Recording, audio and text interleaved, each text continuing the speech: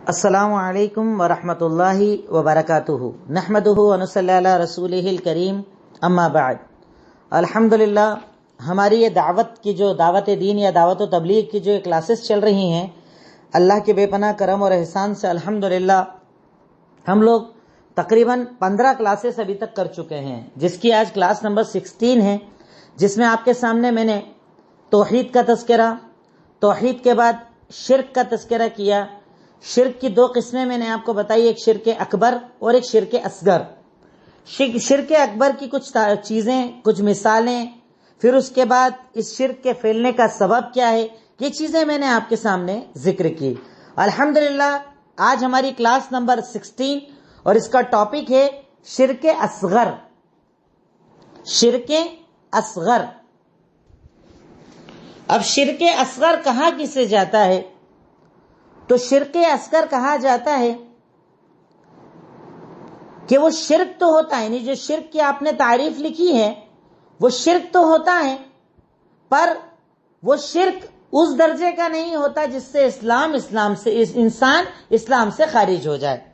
شرکن دونا شرک اس کو عربی کے اندر کہا جاتا ہے، چھوٹا شرک۔ اصغر مطلب ہوتا ہے چھوٹا۔ ایک ہوتا ہے وہ شرک جو میں نے آپ کو بتایا کہ الوہیت، ربوبیت، اسماء اور صفات میں شرک کرنا، وہ بڑا شرک، کیونکہ اس کی بنیاد پر انسان اسلام سے خارج بھی ہو سکتا ہے۔ شرک اصغر مطلب چھوٹا شرک، وہ شرک کہ جس سے انسان اسلام سے خارج تو نہیں ہوتا، پر اگر عمل کے اندر زیادہ کمیاں لے آئے تو وہ خارج بھی ہو سکتا ہے۔ یعنی یہ شرک جو ہے وہ بیچ کا ہوتا ہے، اس سے اسلام خارج بھی ہو سکتا ہے، اسلام سے خارج بھی ہو سکتا ہے اور اسلام کے اندر باقی بھی رہ سکتا ہے۔ اس کا تعلق ہوتا ہے عمل کی بنیاد پر اس کا فیصلہ کیا جاتا ہے۔ اب اگر ہم بات کریں شرک اصغر کی، چھوٹا شرک جسے کہا جاتا ہے، تو شرک اصغر کی ہم بات کر رہے ہیں، چھوٹا شرک۔ یہ وہ شرک ہوتا ہے کہ جس میں شرک تو ہے پر انسان اسلام سے اس بنیاد پر خارج نہیں ہوتا۔ اور اس کو سمجھنے کے لیے ہم اس کی قسموں کو سمجھیں گے۔ اس کی جب قسموں کو آپ سمجھیں گے تو انشاءاللہ یہ شرک آپ کو آسانی کے ساتھ سمجھ میں آ جائے گا۔ اب شرک اصغر کی کتنی قسمیں ہیں؟ شرک اصغر یعنی چھوٹے شرک کی 3 قسمیں ہوتی ہیں۔ 3 قسمیں ہوتی ہیں اس شرک کی۔ پہلی قسم دل کی عبادت میں شرک کرنا۔ دل کی عبادت میں شرک کرنا، یہ یاد ہے میں نے آپ کو پہلے شرک کی قسموں کے اندر بتایا، اور اس سے پہلے میں آپ کو توحید کے اندر یہ بات بتا چکا تھا کہ توحید کو اگر آپ نے ایک مرتبہ اچھے سے سمجھ لیا تو شرک بالکل کلیئر آپ کے سامنے ہو جائے گا۔ وہ اسی لیے میں نے کہا تھا کہ جب باتیں آگے چل کر آئیں گی تو یہ ساری باتیں اس سے کہیں نہ کہیں کنیکٹڈ آپ کو نظر آئیں گی۔ جب میں نے آپ کو عبادت بتائی، میں نے آپ کو عبادت کی قسمیں بتائی تھی، اب انہی قسموں کے اندر الگ الگ ٹائپ کا شرک ہوتا ہے۔ تو شرک اصغر کی 3 قسمیں ہیں۔ پہلی قسم دل سے کی جانے والی عبادتوں میں شرک کرنا۔ اب اس کو مثال کے ذریعے ہم سمجھیں، میں کچھ مثالیں آپ کو دیتا ہوں، آپ اس کے نیچے لکھ لیجئے۔ دل کی عبادتوں میں جو شرک کیا جاتا ہے اس کی مثالیں۔ نمبر 1 ریاکاری، یہ ایک بہت بڑی چیز ہے، اور آپ کو جو لوگ میری سیٹرڈے کلاس میں شریک ہوں گے انہیں پتا ہوگا کہ ہم نے سیٹرڈے جو اسپیشل کلاس ہوتی ہے اس کی شروعات ہی اس ریاکاری سے کی تھی۔ ریاکاری، کیونکہ ریاکاری کا تعلق کس چیز سے ہوتا ہے؟ دل۔ بھئی سامنے والے کو ہمیشہ تھوڑی پتا چلے گا کہ آپ ریاکاری کر رہے ہو۔ آپ کی ریاکاری کو کون جان سکتا ہے؟ صرف اللہ رب العالمین۔ اللہ کے سوا آپ کی اس ریاکاری کو کوئی نہیں جانتا۔ تو ریاکاری کس چیز سے ہوتی ہے؟ دل کی، یعنی دل کی جو عبادت، کہ ریاکاری کا اپوزٹ کیا ہوا؟ اخلاص۔ اب اگر میں کوئی عمل کر رہا ہوں تو اس میں اللہ رب العالمین نے مجھے یہ حکم دیا ہے کہ تمہارا ہر عمل اللہ کے لیے خالص ہونا چاہیے۔ اب ریاکاری اس کا اپوزٹ، کہ انسان عمل تو اللہ کے لیے کرے پر دنیا کو دکھانا بھی چاہے۔ اس کی تعریف بھی لکھ لیجئے گا۔ ریاکاری کی 2 تعریفیں، ایک تعریف تو آپ اتنا لکھ لیں اخلاص کا اپوزٹ تو بھی کافی ہے، یا آپ ڈیٹیل میں یہ لکھ لیجئے کہ عمل انسان اللہ کے لیے کرے پر دنیا کو دکھانا بھی مقصد بنائے، اسے ریاکاری کہا جاتا ہے۔ اور یہ بڑی شدید قسم ہے شرک کی، یہ بڑا شدید عمل ہے جس سے اللہ کے نبی صلی اللہ علیہ وسلم ڈرا کرتے تھے۔ یہ وہ عمل کہ جس سے اللہ کے نبی نے صحابہ کرام کو خبردار کیا کہ تم یہ عمل کرنے سے بچنا۔ دلیل مسند احمد حدیث نمبر 428۔ ریاکاری کی تعریف آپ لوگ لکھ چکے، تو اب اس کی مثال لکھ لیجئے یا اس کی دلیل لکھ لیجئے۔ مسند احمد حدیث نمبر 428، اللہ کے نبی کا فرمان، ان اخوف ما اخاف علیکم الشرک الاصغر قالوا وما الشرک الاصغر یا رسول اللہ قال الریا۔ اللہ کے نبی نے ارشاد فرمایا کہ میں تم پر اگر سب سے زیادہ کسی چیز سے ڈرتا ہوں تو وہ شرک اصغر سے، چھوٹے شرک سے۔ صحابہ نے پوچھا چھوٹا شرک کسے کہتے ہیں؟ اے اللہ کے نبی بتائیے۔ تو آپ نے کہا ریاکاری، ریاکاری۔ اور آپ جانتے ہیں اس ریاکاری کا انجام اسی حدیث کے اندر اللہ رب العالمین اللہ کے نبی کہتے ہیں، یقول اللہ رب العالمین کہتا ہے کہ اللہ تعالیٰ قیامت کے دن ریاکاروں سے کہے گا کہ تم جاؤ ان لوگوں کی طرف جن کو دکھانے کے لیے تم دنیا میں عمل کرتے، اور جاؤ ان سے اپنے عمل کا بدلہ لے لو۔ اللہ اکبر، کتنا بڑا عذاب ہے۔ عمل ہم کس کے لیے کرتے ہیں؟ اللہ کے لیے۔ بدلہ دینے کی طاقت کون رکھتا ہے؟ اللہ رب العالمین۔ اب اگر اللہ تعالیٰ قیامت کے دن بندے سے یہ کہہ دے کہ جن کو تو دنیا میں دکھا کر عمل کرتا تھا، جا ان کے پاس جا کر اپنے عمل کا بدلہ لے لے، کیا ہوگا بندے کا؟ وہ تو خائب اور خاسر ہو جائے گا نا، وہ تو خاکسارے میں چلا جائے، خسارے میں چلا جائے گا نا، کیونکہ بندہ تو اس ٹائم برہنہ ہوگا، نہ دینار ہوگا نہ درہم ہوگا، کوئی چیز دینے کے لیے ہوگی نہیں۔ تو یہ عذاب ہے ریاکاری کا، یہ پوری حدیث ہے، مطلب یہ ایک ہی حدیث ہے، اس کا میں نے آپ کو پورا ترجمہ بتا دیا کہ ریاکاری کتنا بڑا گناہ ہے اور ہمیں ریاکاری سے کتنا زیادہ بچنا چاہیے۔ پر کیا ہم بچتے ہیں؟ ہم تو اگر صدقہ کریں تو چاہتے ہیں 4 آنکھیں ہمیں دیکھیں، ہم اگر کوئی اچھی نماز پڑھے تو چاہتے ہیں لوگ ہمیں دیکھیں، لوگ ہمارے بارے میں کہیں یہ تو نمازی نہیں چھوڑتا، یہ تو تہجد کا عادی ہے، یہ تو روزوں کا عادی ہے، یہ تو پیر جمعرات کبھی نہیں چھوڑتا، یہ کرتا وہ کرتا، کیونکہ میں میرے عمل کے لیے دنیا کو دکھانا چاہتا ہوں، میں اپنے ہر عمل کو دنیا کے سامنے ظاہر کرنا چاہتا ہوں، اور اللہ تعالیٰ اس عمل کو پسند نہیں فرماتا۔ اللہ رب العالمین اسے شرک قرار دیتا ہے، تو ایک مومن کو بہت زیادہ اس شرک سے بچنا چاہیے۔ نمبر 2، مثال نمبر 2، عبادت کرے پر دنیا کے فائدے کے لیے کرے، یعنی فرق سمجھیے گا، ریاکاری میں عبادت اللہ کے لیے کی جاتی ہے پر نیت دنیا کو دکھانے کی ہوتی ہے، اور یہاں پر نمبر 2 کہ عبادت کرے پر مقصد دنیا کا فائدہ ہو تو اس کی عبادت بھی شرک ہے۔ عبادت دنیا کے فائدے کے لیے کی جائے، اور اس کی دلیل صحیح بخاری حدیث نمبر 1، اللہ کے نبی نے ارشاد فرمایا، انما الاعمال بالنیات وانما لکل امرئ ما نوى، یقیناً اعمال کا دار و مدار نیتوں پر ہے، اور ہر آدمی کو وہی بدلہ ملے گا جو وہ نیت کرے گا۔ اگر تم میں سے کوئی انسان ہجرت اس لیے کرتا ہے کہ اللہ راضی ہو جائے تو اللہ کی رضا ملے گی، اور اگر تم میں سے کوئی انسان ہجرت اس لیے کرتا ہے کہ فلاں عورت سے شادی ہو جائے، فلاں جگہ منصب مل جائے، تو اس کو وہی ملے گا، یعنی جو تمہاری نیت ہے اللہ تمہیں وہی بدلہ دے گا۔ ہر انسان کو اس کی نیت کے مطابق بدلہ دیا جاتا ہے، اور اسی لیے دین اسلام نے، دین شریعت نے، اللہ کے نبی نے ہمیں عادی بنایا اس چیز کا کہ ہم اپنی نیتوں کو خالص کریں، اپنی نیتوں کو صاف کریں، کیونکہ نیت جب تک صاف نہیں ہوتی عمل کے اندر برکت نہیں ہوتی۔ عمل کے اندر اللہ رب العالمین برکتیں تبھی ڈالتا ہے جب عمل کا مقصد اللہ ہوتا ہے۔ اسی پوائنٹ کی دوسری دلیل لکھ لیجئے، سنن ابو داؤد حدیث نمبر 3664، من تعلم علما مما یبتغى به وجه اللہ لا يتعلمه الا لیصیب به عرضا من الدنیا لم یجد عرف الجنہ۔ اگر تم میں سے کوئی انسان علم حاصل کرتا ہے جبکہ مقصد ہونا چاہیے اللہ کی رضا، لیکن اگر وہ دنیا کے لیے علم حاصل کرتا ہے جنت کی خوشبو بھی اسے نہیں ملے گی۔ اللہ اکبر۔ علم حاصل کرنا کتنا بڑا ثواب۔ میں نے آپ کو پیچھے بتایا علم کا مقام اور مرتبہ کہ علم والے کے لیے جنت کا راستہ اللہ آسان کر دیتا ہے، پر اللہ کے نبی نے ارشاد فرمایا اگر کوئی انسان علم اس لیے حاصل کرتا ہے، علم حاصل کرنے کا مقصد یہ ہوتا ہے کہ دنیا کے اندر اس کے علم کا اسے دنیاوی فائدہ مل جائے، تو اللہ کے نبی کا فرمان اسے جنت نہیں ملے گی، جنت کی خوشبو بھی نہیں ملے گی۔ یہ عذاب ہے کہ نہیں ہے؟ تو ہمیں ایسی نیتوں سے بچنا چاہیے کہ میرا مقصد دنیا نہ ہو۔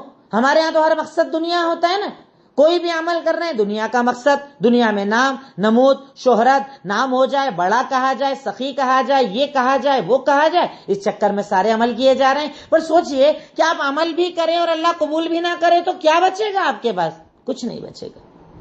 نمبر 3، مثال نمبر کہ جب ہم کوئی عمل ہمارے ساتھ اچھا ہو تو جو فائدہ دینے والا ہے ہم اس پر ہی بھروسہ کرنے لگ جائیں، فائدہ دینے والے پر بھروسہ کرنے لگ جائیں، جبکہ بھروسہ صرف اللہ پر ہونا چاہیے۔ میں اس کی مثال دے کر آپ کو بات سمجھاؤں گا، پہلے آپ لکھ لیجئے کہ فائدہ دینے والے پر پورا بھروسہ کر لیا جائے، جبکہ فائدہ دینے والا صرف اللہ ہے۔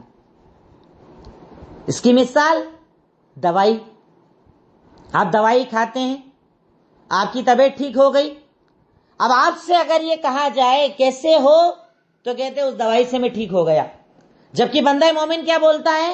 الحمدللہ اللہ تعالی نے مجھے شفا دے دی۔ یعنی فائدہ جس چیز سے ملا ہے میں اس پر بھروسہ نہ کروں، فائدہ دینے والی ذات پر بھروسہ کروں۔ یہ مثال لکھ لیجئے، مثال یاد رہے گی۔ اسی کی مثال آپ دیکھ لیجئے جو ہمارے یہاں لوگ دیتے ہیں، کتنی چیزوں کو ہمارے یہاں لوگوں نے فائدہ دینے والی چیزوں کو خدا بنا ڈالا ہے، اپنا معبود بنا ڈالا ہے، ان کے ہی نام پر ساری چیزیں کی جاتی ہے، وہی نوازنے والے، وہ دینے والے، وہ عطا کرنے والے، جبکہ یہ شرک اصغر نہیں، یہ تو شرک اکبر ہے کہ آپ اللہ کی نسبت کسی اور کو دے دیں۔ پر میں مثال دے کر سمجھا رہا ہوں کہ یہ بھی چیز ناجائز ہے، اور ایک مومن کو اس سے بھی بچنا چاہیے کہ یہ یقین رکھے کہ فائدہ دینے والی ذات صرف اللہ رب العالمین کی ہے، وہ جس چیز میں چاہتا ہے فائدہ دیتا ہے، اور جس چیز میں نہیں چاہتا ہے فائدہ نکال دیتا ہے۔ فائدہ دینے والی چیز پر پورا بھروسہ کر لینا، جبکہ بھروسہ صرف اللہ کی ذات پر ہونا چاہیے۔ چوتھی مثال، یہ سب دل کی عبادت چل رہی، سب دل سے کی جانے والی عبادت۔ چوتھی چیز شگن بد شگن لینا، جو ہوتا ہے آج کل مسلمانوں میں بہت ہوتا ہے، شگن بد شگنی لینا۔ کانچ پھٹنا اچھا ہوتا ہے، کئی میں نے مسلموں کی دکانوں پر سنے یہ جملے، نئی دکان کھول رہے ہیں، شیلف لگ رہے ہیں، ایک کانچ ٹوٹ گیا، ارے بہت اچھا ہوا، کانچ ٹوٹنا تو اچھا ہوتا ہے، دہی کھانے سے اچھا ہوتا ہے، صبح بلی اگر رستہ کاٹ گئی برا ہوتا ہے۔ یہ مسلموں کا کلچر ہے، جبکہ اسلام نے انہیں یہ کلچر نہیں دیا۔ اسلام چیزوں پر نہیں، اللہ کی ذات پر بھروسہ کرتا ہے۔ پر ایک مومن، ایک مسلمان، ایک کلمہ پڑھنے والا اگر اللہ تعالی کی ذات کو چھوڑ کر چیزوں پر شگن بد شگن کرنے لگ جائے تو یہ بھی شرک ہے۔ سنن ابو داؤد حدیث نمبر 3910، اللہ کے نبی کا فرمان، الطیرہ شرکن، شگن بد شگن کا یہ جو سسٹم ہم لوگ چلاتے ہیں نا، یہ شرک ہے۔ بد شگونی لے گا شرک ہے، اچھا شگن لو یا برا شگن لو۔ شاید آپ میں سے وہ لوگ جو کتاب و سنت سے جڑے ان کو یہ چیز عجیب لگے گی، پر یہ مسلم کلچر میں ہے۔ کئی چیزوں کو اچھا مانا جاتا، ارے یہ ہو گیا نا اب تو تیرا کام ہو ہی جائے گا، یہ ہو گیا نا اب تو تجھے ٹینشن لینے کی ضرورت ہی نہیں ہے۔ تو یہ ہونے سے کیا فرق پڑے گا جب تک کہ اللہ نہ چاہے؟ ہوتا وہ ہے جو اللہ چاہتا ہے۔ قرآن میں اللہ تعالیٰ کہتا ہے وَمَا تَشَاءُونَ إِلَّا أَن يَشَاءَ اللَّهُ رَبُّ الْعَالَمِينَ، تم کچھ نہیں چاہتے، ہوتا وہ ہے جو اللہ رب العالمین چاہتا ہے۔ تو شگن بد شگن لینا یہ اسلام کا سسٹم نہیں ہے، جائز نہیں ہے کہ آدمی شگن بد شگن فال، کئی لوگ فال بھی نکلواتے ہیں، آپ کو پتا ہوگا فال نکلواتے ہیں، یہ کام کرنا ہے اس کا فال نکلواؤ۔ فال کیا ہوتا ہے؟ شرک ہے یہ۔ کیا سبب پر بھروسہ کر رہے ہیں؟ آپ چیزوں پر بھروسہ کر رہے ہیں؟ ارے آپ کو تو اگر حلال ہے تو آگے بڑھو، حرام ہے تو پیچھے ہٹو، اللہ کے حکم سے۔ کرنے والی ذات اللہ کی ہے، فائدہ دینے والی ذات اللہ کی ہے۔ تو میں نے شرک اصغر دل کی عبادت میں جو ہوتا ہے اس کی کچھ مثالیں آپ کو دی، اور میں سمجھتا ہوں کہ اگر ان مثالوں کو آپ سمجھ گئے تو اس جیسی 50 مثالیں آپ کے سامنے اب کلیئر ہو جائے گی۔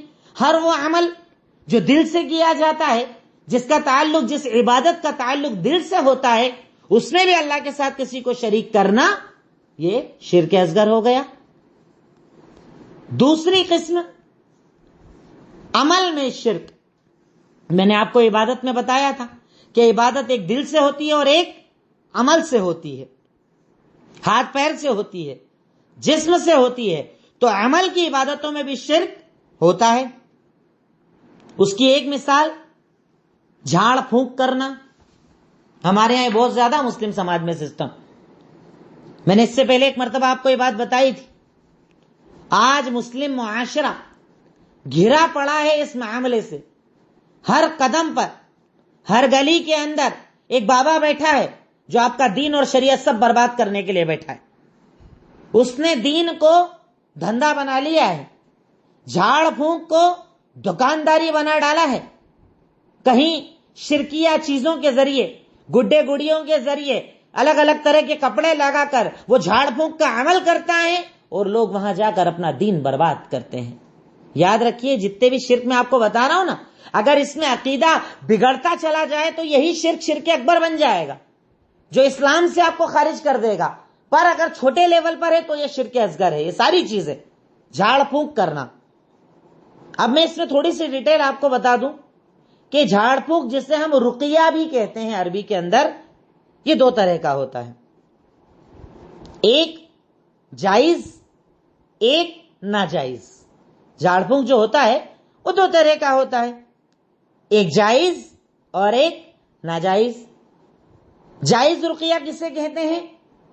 اللہ کے کلام، قرآن، احادیث اور دعائیں پڑھ کر کسی پر پھونکنا، یہ جائز ہے اور اسے جائز رقیہ کہا جاتا ہے۔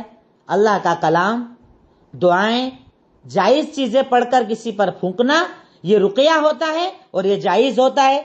دلیل صحیح مسلم حدیث نمبر 2200، صحیح مسلم حدیث نمبر 2200، کہ اللہ کے نبی نے کہا، جب آپ یعنی مدینہ مکہ کے ایریوں کے اندر ان لوگوں کے درمیان آئے تو ان میں رقیہ پہلے بھی چلتا تھا، تو آپ نے کہا اعرضوا علی الرقى لا بأس بالرقى ما لم تكن شرک، جو تم لوگ پڑھ کر دم کرتے تھے ذرا مجھے سناؤ۔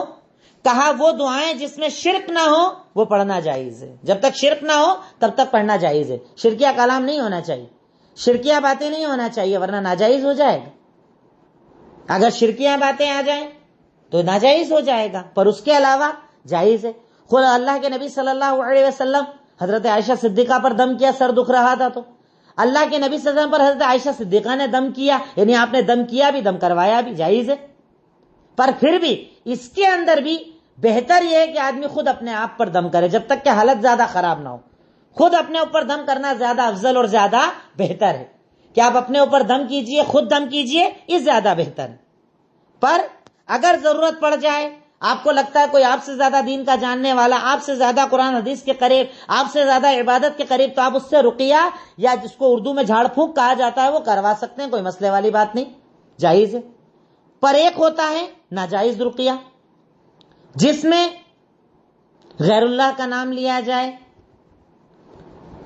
شرک والی چیزوں کا سہارا لیا جائے، اسے حرام رقیہ کہا جاتا ہے۔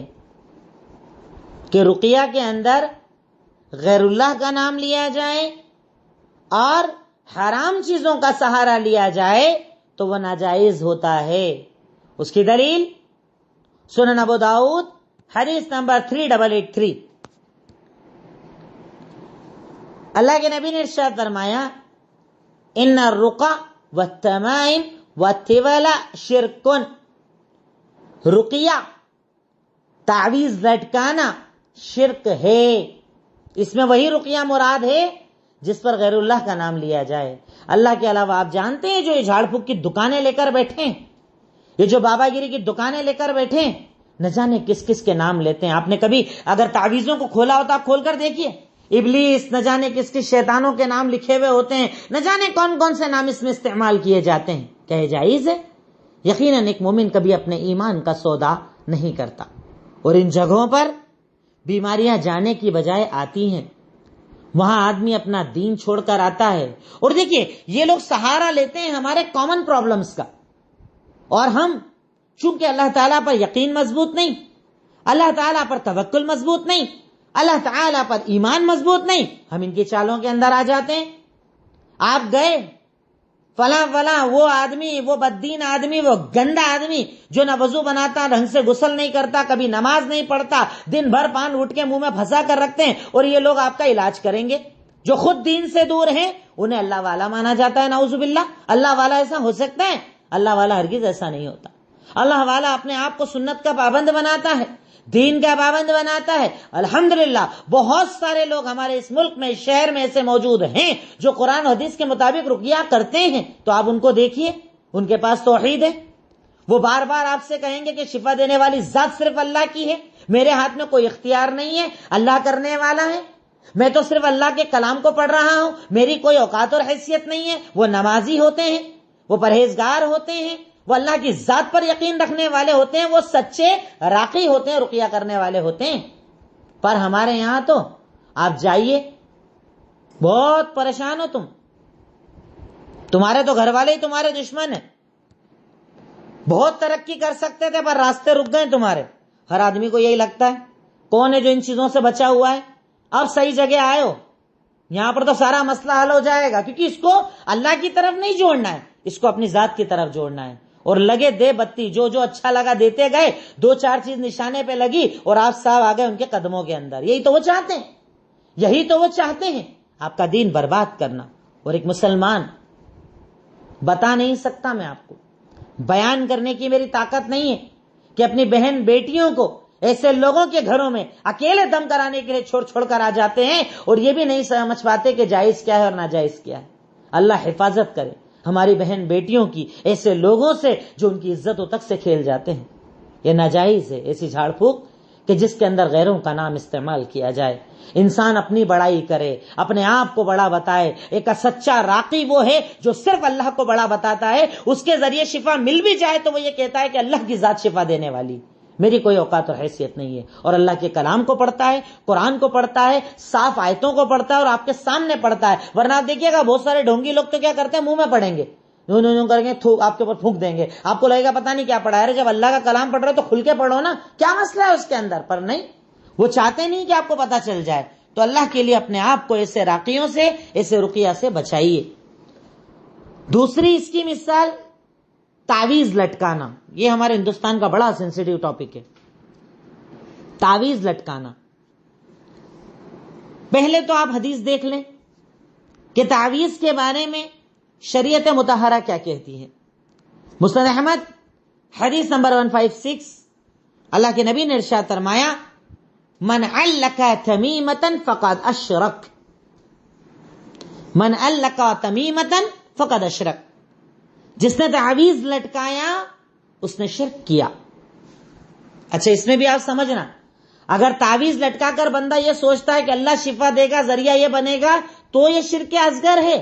پر اگر تعویذ لٹکا کر یہ بولے کہ تعویذ جب سے لٹکایا میں ٹھیک ہو گیا، تو شرک اکبر ہے، کیونکہ آپ کا وہ بھروسہ جو اللہ پر ہونا چاہیے آپ نے اس پر کر لیا، تو یہ شرک اکبر بھی ہو جائے گا۔ تو اس لیے میں بار بار بتا رہا ہوں کہ آپ یہ مت سوچنا کہ یہ باتیں جو شرک اصغر میں بتا رہا ہوں یہ اکبر میں نہیں آتی ہیں، نیت سے یہ اکبر بھی ہو جائیں گی۔ مسند احمد حدیث نمبر 156، اللہ کے نبی کا فرمان، جس نے تعویذ لٹکایا اس نے شرک کیا۔ کتنی بڑی بات ہے، کتنی بڑی بات ہے۔ اب جب شرک ہے تو ہمارے یہاں کیوں لٹکایا جاتا ہے؟ یہ دلیل دیتے ہیں لوگ، شرک ہے تو مولوی صاحب کیوں بنا کے دیتے ہیں؟ تو وہ تو مولوی صاحب ہی جانے کہ انہوں نے اپنے دین کو اس طریقے سے ہلکا کیوں بنایا ہے۔ ایک دلیل لوگ دیتے ہیں، ایک صحابی تھے، وہ اپنے بچوں کے گلوں میں قرآن کی تختیاں لٹکایا کرتے تھے جن کو قرآن یاد نہیں ہوتا تھا، یعنی قرآن جن کو یاد نہیں ہوتا تھا ان کے گلے میں تختیاں لٹکا دیا کرتے تھے۔ اس کو صاحب دلیل بنا لیا تعویذ کے لیے۔ پہلی چیز، عمل صحابی کا اگر اللہ کے نبی کے فرمان کے سامنے آ جائیں تو اللہ کے نبی کا فرمان لوگے، صحابی کے عمل کو، کلیئر بات ہے۔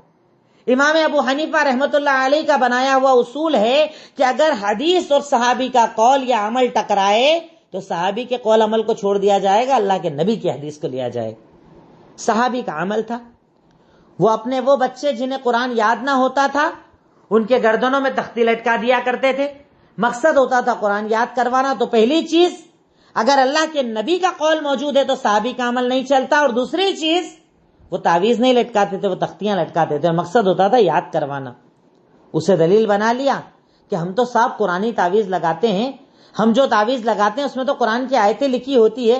میں تو لاجیکلی ایک بات آپ سے پوچھتا ہوں، ایک انسان سے آپ کہیں قرآن ہاتھ میں دے کر کہ جاؤ یہ قرآن لے کر لیٹرنگ کرنے چلے جاؤ، جائے گا؟ آپ کو 2 جوتے دے گا. قرآن کی بے عزتی کر رہے ہو، قرآن لے کر جاؤں گا ٹوائلٹ کرنے کے لیے، نہیں جائے گا. پر گردنوں کے اندر، بازو کے اوپر، کئی لوگوں کے تو میں نے پیروں کے اوپر بھی ایسے عجیب قسم کی چیزیں دیکھی ہیں جن میں کچھ ٹکڑے قرآن کی آیتوں کے بھی لکھے ہوتے ہیں. گردن کے اندر تعویذ ہے. آپ لیٹرنگ جا رہے ہو، باتھ روم جا رہے ہو، میاں بیوی ساتھ میں رہ رہے ہیں اور وہ قرآن آپ کے ساتھ ہے. کیا یہ قرآن کی بے عزتی نہیں؟ کیا یہ قرآن کے ساتھ غلط سلوک نہیں؟ اور اگر یقین نہ ہو تو اپنے گھروں میں تعویذ کھول کر دیکھ لیجئے. سورہ ناس، سورہ فلق، آیت الکرسی، چاروں کل، قرآن کے حروف مقطعات جو اسٹارٹنگ میں ہوتے ہیں، تاہا، کہا، یا عین، صاد، یاسین، پورے قرآن کے الگ الگ جگہ کی چیزوں کو ان تعویذوں میں لکھا جاتا ہے اور اس کے بعد انہیں گلوں کے اندر لٹکایا جاتا ہے. کیا یہ عمل صحیح ہے؟ اس طریقے سے استعمال کرنا صحیح ہے؟ اس طریقے سے قرآن کی بے عزتی کیا صحیح ہے؟ صحیح نہیں ہے. یہ قرآن کے ساتھ غلط سلوک ہے، یہ قرآن کے ساتھ بے ادبی ہے، اور اللہ رب العالمین اس چیز کو کبھی پسند نہیں فرمائے گا. پر اس پر ایک دلیل دی جاتی ہے، بڑی پیاری دلیل ہے، آپ کو بھی آتی ہوگی اس لیے میں کلیئر کر دوں آپ کے سامنے تاکہ یہ بات بھی آپ کے ذہن میں کلیئر رہے. ٹھیک ہے صاحب، تعویذ کو آپ غلط بولتے ہو پر لٹکانے سے فائدہ بھی تو ہوتا ہے. بہت اچھی دلیل ہے، سنی ہوگی آپ نے بھی. تعویذ مان لیا، سن لیا مولوی صاحب آپ کی بات، پر تعویذ سے فائدہ ہوتا ہے نا، فائدہ ہو جاتا ہے. بچہ رو رہا تھا، رونا بند ہو گیا. فلاں صاحب بیمار تھے، بیماری ختم ہو گئی. کنٹینیو کچھ نہ کچھ دکھتا رہتا تھا، سارا کچھ بند ہو گیا. فائدہ ہوتا ہے. آپ مولوی صاحب کو نہیں پتا پر فائدہ ہوتا ہے. ٹھیک ہے صاحب، اس کی بھی میں دلیل بتا دوں آپ کو کہ فائدہ کیسے ہوتا ہے. سنن ترمذی 3 جلد حدیث نمبر 2008، عبداللہ ابن مسعود رضی اللہ تعالی عنہ، ان کی بیوی یعنی گھر آتے ہیں تو عبداللہ ابن مسعود کیا دیکھتے ہیں کہ ان کی بیوی کے گردن کے اندر ایک ڈورا، دھاگا یا ایک تعویذ لٹکا ہوا ہے. آئے، بیوی کی گردن سے اسے کھینچ کر توڑوا دیا. کہا کیا ہے یہ؟ سنن ترمذی حدیث نمبر 208. کہا کیا ہے یہ؟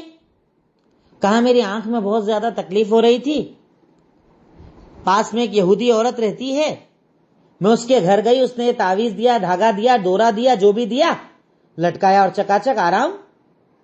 اب عبداللہ ابن مسعود نے بتایا کہ آرام فائدہ ہوتا کیسے ہے. کہا سن، یہ ایک شیطان تھا جو تجھے تکلیف دے رہا تھا، اور شیطان کیا چاہتا ہے؟ بندے کو اللہ کا نافرمان بنانا. اب جب تک تو اللہ تعالیٰ کو نہیں پکار رہی تھی وہ آرام نہیں دے رہا تھا، تکلیف دے رہا تھا. تو یہودی کے پاس گئی، اس نے تجھ سے شرک کروایا، تو نے کیا، درد ختم، کیونکہ شیطان کا عمل پورا ہو گیا. اگر اس کی بجائے تو معوذتین قرآن کی تلاوت کر لیتی تو بھی تجھے آرام ہو جاتا. عجیب سی دلیل لوگ ہمارے یہاں دیتے ہیں. آرام ہو جاتا ہے صاحب، بڑا فائدہ ہو جاتا ہے صاحب. کوئی آرام نہیں تھا، اب آرام ہو گیا صاحب. اتنا اعتماد، اتنا یقین، اتنا بھروسہ جتنا آپ اس ڈورے کے اوپر کرتے ہیں، کیا کبھی اللہ کی ذات پر کیا؟ نماز اور عبادت پر کیا؟ آپ کو تو اگر کہہ دیا جائے کہ گھر میں تکلیف اگر زیادہ ہوتی ہے سورہ بقرہ پڑھیے، آپ کو اعتماد نہیں ہوتا. گھر میں رقیہ چلائیے، آپ کو اعتماد نہیں ہوتا. چاروں کل، آیت الکرسی، درود شریف پڑھ کر دم کیجئے، آپ کو اعتماد نہیں ہوتا. پر ہاں، آپ کو ایک چیز دے دی جائے، آپ اسے لٹکا لیں، آپ کو اعتماد بھی، بھروسہ بھی ہو جاتا ہے اور آپ کو سکون بھی ہو جاتا ہے. تو فائدے کا ہونا کسی چیز کے صحیح ہونے کی دلیل نہیں ہے. فائدے کا ہو جانا کسی چیز کے صحیح ہونے کی دلیل نہیں ہے. اس لیے آئندہ اگر آپ کے سامنے کوئی یہ دلیل دے تو عبداللہ ابن مسعود رضی اللہ تعالیٰ عنہ کا یہ پورا عمل آپ ان کو بتا دیجئے گا کہ بات غلط ہے. پر مسلمانوں نے زندگیاں تباہ کر لی ہے، مسلمانوں نے گھروں کو تباہ کر لیا ہے. گھروں میں باندھنے کے تعویذ، گھر بنے تو بنیادوں میں ڈالنے کے کیلے، گھر میں کونے میں گاڑنے کے لیے الگ کیلے، چھوٹے چھوٹے نقش جن کو دیواروں پر لگایا جائے تو اس سے خیر و برکت آتی ہے. ایک مثال آپ دیکھ لیجئے، 1000 روپے فیس والے ایم ڈی صاحب کو دکھا دیجئے آپ ڈاکٹر صاحب کو، دوائی لے کر آ جائیے اور ڈاکٹر صاحب کو کہیے آپ کی دوائی سے آرام نہیں ہوا. بولے کیا کیا؟ بولے لٹکا کر گھوم رہا ہوں یا تو گھر میں ٹانگ دیا ہے. کیا بولیں گے ڈاکٹر صاحب؟ اللہ تعالیٰ نے بولا قرآن پڑھو، اس میں شفا ہے. شفاء لما فی الصدور، دل کے ہر بیماری کا علاج ہے، سینے کی ہر بیماری کا علاج ہے. رب العالمین نے اس کے اندر شفا ہی شفا رکھی ہے. پر اللہ کی ذات پر بھروسہ نہیں، غیر اللہ پر بھروسہ ہے، تعویذوں پر بھروسہ ہے، اور اس کے ذریعے اپنے توکل کو بھی ہم لوگ ڈائیورٹ کر دیتے ہیں. آدمی بولتا ہے بہت بیمار تھا، جب سے تعویذ لیا نا بیماری ختم ہو گئی. مطلب تیرا بھروسہ اللہ کے علاوہ اس پر ہو گیا. وہ بھروسہ جو اللہ کی ذات پر ہونا چاہیے تو نے اس پر کر لیا. اور یہ بہت بڑا گناہ اور شرک ہے جس سے ایک مومن کو ہر حال کے اندر بچنا ہی چاہیے. تو میں سمجھتا ہوں انشاءاللہ شرک پھر افعال یعنی عمل کے اندر کیا جانے والا شرک یا بدن سے کیا جانے والا شرک آپ کے سامنے کلیئر ہو گیا. اب لاسٹ زبان سے کی جانے والی عبادتوں میں شرک. دل کی عبادت میں شرک بتا دیا، جسم سے کیے جانے والے عمل میں شرک بتا دیا. اب زبان سے کیے جانے والے عمل میں شرک یعنی جو بولے جاتی چیزیں ہیں اس کے اندر بھی شرک ہوتا ہے، یقیناً ہوتا ہے. زبان سے یا قولی عبادتوں کے اندر شرک یا زبان سے کی جانے والی عبادتوں میں شرک، یہ شرک اصغر کی تیسری قسم ہے. اس کی 2 مثالیں میں آپ کے سامنے ذکر کرتا ہوں. پہلی مثال غیر اللہ کی قسم کھانا، اللہ کے علاوہ غیروں کی قسم کھانا. ہمارے یہاں تو کتنا کامن ہے نا یہ کام. ماں قسم، باپ قسم، تیری قسم، تیرے سر کی قسم. کیسے کیسے بولتے ہیں لوگ جھوٹ. اور جب جھوٹ بولنا ہوتا ہے نا تبھی یہ جملہ بولا جاتا ہے. جب جھوٹ بولنا ہوتا ہے نا تبھی آدمی قسم کھاتا ہے. بات یاد رکھیے گا، قسم عام طور پر جھوٹے ہی قسم زیادہ کھاتے ہیں. قسم قسم، اس کی قسم اس کی قسم. آپ جانتے ہیں اللہ کے سوا کسی اور کی قسم کھانا جائز نہیں ہے، جائز ہی نہیں ہے. قسم جائز نہیں ہے اس طریقے سے. صحیح بخاری حدیث نمبر 2108 اللہ کے نبی نے ارشاد فرمایا الا ان اللہ ینہاکم ان تحلفوا آباءکم من کان حالفا فلیحلف باللہ والا فلیصمت. اللہ کے نبی نے ارشاد فرمایا کہ اللہ تعالیٰ تمہیں منع کرتا ہے کہ تم اپنے باپوں کی قسم کھاؤ. اگر تم میں سے کسی کو قسم کھانی ہے تو صرف اللہ کی قسم کھاؤ اور یا خاموش رہو. بہت مجبوری پڑ جائے، بات ثابت نہیں ہو رہی ہو، سامنے والا آپ کی بات مان ہی نہیں رہا ہو، مجبوری کی صورت میں اگر قسم کھانی پڑے تو آپ اللہ کی قسم کھائیے. پر اللہ کے علاوہ کسی اور کی قسم کھانا جائز نہیں ہے. کسی مخلوق کی قسم کھانا جائز نہیں ہے، کھا ہی نہیں سکتے آپ قسم. پر یہاں ایک سوال پیدا ہوتا ہے، قرآن میں اللہ نے تو قسم کھائی ہے، والعصر، قسم زمانے کی، سورج کی، چاند کی، اس کی اس کی، اللہ نے تو بہت قسم کھائی ہے قرآن کے اندر. تو اس کا جواب یہ ہے کہ وہ اللہ ہے، وہ اپنے مخلوق میں جس کی چاہے قسم کھا سکتا ہے. پر ہم مخلوق ہیں، ہم اپنے خالق کے سوا کسی اور کی قسم نہیں کھا سکتے. یہ فرق سمجھ لیجئے گا، ورنہ لوگ کنفیوز ہو جاتے ہیں. ارے تمہارے مولوی صاحب نے بولا نہیں کھا سکتے اور اللہ تو قرآن میں کھا رہا ہے قسم. تو انہیں یہ بتائیے گا کہ وہ اللہ خالق ہے، اور خالق جس مخلوق کی چاہے قسم کھا سکتا ہے نا، وہ تو خالق ہے. پر ہم مخلوق ہیں، اور مخلوق کو اللہ تعالیٰ نے اللہ کے نبی کی زبانی حکم دے دیا ہے کہ آپ اللہ کے سوا کسی اور کی قسم کھا ہی نہیں سکتے. ہمارے یہاں ہوتی ہے قرآن کی قسم، اور یہ کب ہوتی ہے؟ عام طور پر گھروں میں میاں بیوی کے جھگڑے جب رات کو سٹارٹ ہوتے ہیں 11 اور 2 بجے تک، جب بالکل ختم ہونے کا بالکل نام نہیں لیتے تب قرآن اٹھتے ہیں، کھا قرآن اٹھا کے قسم بول قرآن اٹھا کے کہ تو نے ایسا نہیں کیا. اور عام طور پر قرآن رکھا کہاں پر ہوتا ہے ہمارے یہاں؟ وہاں پر کہ جہاں پر چڑھنے کے لیے بھی ہمیں کرسی لگتی ہے، وہاں سے اتارنا پڑتا ہے، اس میں دھول بھی لگی ہوئی ہوتی ہے، کہ پڑھتے تو ہم لوگ ہیں نہیں بھائی. قرآن تو ہم صرف رمضان میں پڑھتے ہیں نا، اس کے علاوہ تو پڑھتے ہی نہیں ہے. قرآن سوال ہی نہیں ہے قرآن پڑھنے کا. قرآن کوئی روزانہ پڑھنے والی کتاب تو ہے نہیں، تو قرآن کی قسم کھاتے ہیں جھگڑوں کے اندر. اس کے لیے ہے قرآن، اس کے لیے اللہ کا کلام، ہرگز نہیں. تو اگر کبھی ضرورت پڑ جائے تو قسم صرف اللہ کی کھائی جائے، مخلوق کی قسم کھانا ہمارے لیے جائز نہیں ہے. اور یہ زبان سے جو شرک ہوتا ہے اس میں سے ایک شرک ہے اللہ کے علاوہ غیروں کی قسمیں کھانا. نمبر 2، اللہ اور کسی مخلوق کو ایک ساتھ بولنا، یعنی اللہ جیسا کسی اور کو قرار دینا زبان کے اندر، چاہے دل سے نہ مانے پر زبان سے بھی اللہ جیسا کسی اور کو قرار دینا شرک ہے. زبان سے اللہ جیسا کسی کو قرار دینا شرک ہے. جیسے ہمارے یہاں بہت سارے لوگ بولتے ہیں جو اللہ اور اس کے رسول چاہیں، اللہ اور اس کے رسول کا کرم ہے، بہت نارمل سمجھتے ہیں لوگ اس کو. میں اسی کی دلیل آپ کو دے رہا ہوں، اسی جملے کی دلیل دے رہا ہوں کہ لفظ بھی اگر آپ استعمال کر رہے ہو، گرچہ آپ کے دل میں نہیں ہے، آپ کے دل میں ارادہ نہیں ہے، آپ اللہ کو ایک مانتے ہو، سب ہے، پر زبان سے یہ جملہ استعمال کرنا بھی شرک ہے. اور یہ میں نہیں کہہ رہا، اللہ کے نبی ارشاد فرماتے ہیں، صحیح بخاری حدیث نمبر 783، ایک صحابی آئے اور آ کر ارشاد فرمایا ماشاء اللہ وشت، وہ ہوگا جو آپ اور اللہ چاہے. ہاں، اللہ کے نبی اور اللہ کو ایک ساتھ بولا، جو ہوگا جو اللہ اور آپ چاہیں، یعنی جو آپ اور اللہ چاہیں گے اللہ اور آپ چاہیں گے ہو جائے گا. ایک ساتھ ورڈ یوز کر دیا. جانتے ہیں کہ اللہ کے نبی نے کیا کہا؟ اجعلتنی للہ ندا، کیا تو مجھے اللہ کے برابر کھڑا کر رہا ہے؟ شرک کر رہا ہے. جب بول اتنا بول ماشاء اللہ وحدہ، وہ ہوگا جو اللہ چاہے گا، صرف اللہ چاہے گا، اللہ کے سوا کسی کی چاہت اللہ کے ساتھ شامل نہیں ہے. ہمارے یہاں کتنا بولتے لوگ اللہ اس کے رسول کا کرم ہے، اللہ اس کے رسول چاہیں، اور لوگ اس کو گناہ سمجھتے ہی نہیں ہیں. میں کہہ رہا ہوں کسی مولوی کی مت سنو، یہ تو فلاں جماعت والے، یہ تو فلاں والے، یہ تو فلاں والے، چھوڑ دو ان سب کو. آپ تو اللہ کے نبی کا فرمان سن لو نا، وہ کیا کہہ رہے ہیں. اور میں کہتا ہوں کہ تعجب یہ ہے کہ مسلمان نے قرآن حدیث کو پڑھا نہیں، ورنہ اتنی صاف حدیثوں کے بعد کہاں گڑبڑ کرے گا آدمی؟ پڑھتا ہی نہیں ہے آدمی.